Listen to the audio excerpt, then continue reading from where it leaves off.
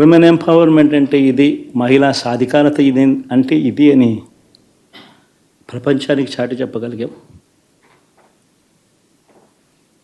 Social justice అంటే, సామాజిక న్యాయం అంటే ఇది అని ప్రపంచానికి చూపించగలిగాం.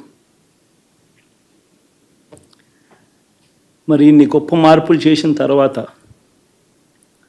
ఇన్ని కోట్ల మందికి మంచి జరిగిన తర్వాత,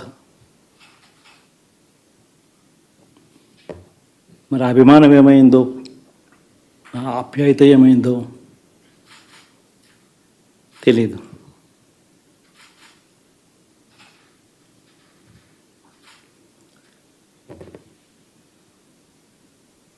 ఎవరో మోసం చేశారు, ఎవరో అన్యాయం చేశారు అని చెప్పి అనొచ్చు, కానీ ఆధారాలు లేవు.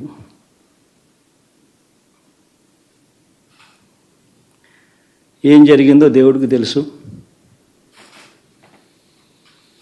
పెద్ద నేనైతే చేయగలిగింది ఏమీ లేదు. ప్రజల తీర్పు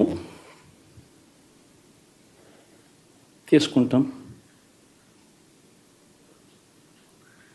కానీ మంచి చేయడానికి మాత్రం ప్రజలకు తోడుగా ఖచ్చితంగా ఉంటాం. వాయిస్ ఆఫ్ ది వాయిస్లెస్ కింద ఈ పార్టీ తాను చేయాల్సిన పని తప్పకుండా చేస్తుంది. పేదవాడికి అండగా ఉండే కార్యక్రమంలో ఎప్పుడూ కూడా పేదవాడికి తోడుగా ఉంటూ గలం విప్పుతుంది, పేదవాడికి అండగా నిలుస్తుంది. పెద్ద పెద్ద వాళ్ళ కూటమి ఇది, ఢిల్లీలో సైతం శాసించే పరిస్థితుల్లో ఉన్న కూటమి ఇది. ఆ కూటమిలో ఉన్న బీజేపీకి, ఆ కూటమిలో ఉన్న చంద్రబాబు గారికి, ఆ కూటమిలో ఉన్న పవన్ కళ్యాణ్ గారికి, అందరికీ కూడా వాళ్ళ గొప్ప విజయానికి అభినందనలు.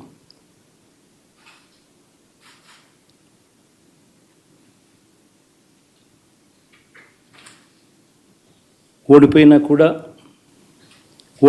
కూడా నా ప్రతి కష్టంలో కూడా తోడుగా అండగా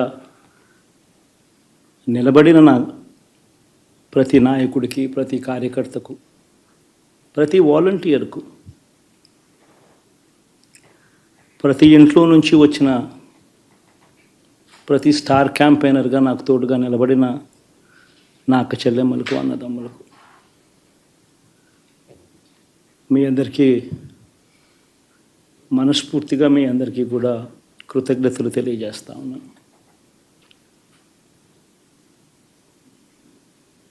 ఏం జరిగిందో తెలియదు, కానీ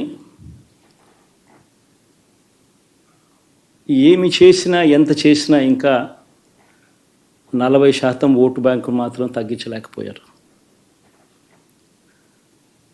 ఖచ్చితంగా మళ్ళీ ఇక్కడి నుంచి లేస్తాం.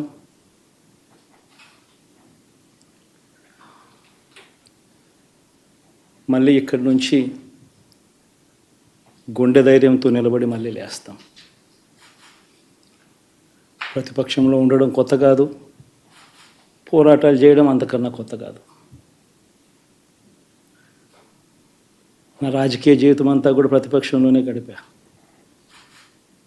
ఈ 5 సంవత్సరాలు తప్ప. పోరాటాలే చేశా. రాజకీయ జీవితంలో ఎవడు చూడని కష్టాలు కూడా అనుభవించా.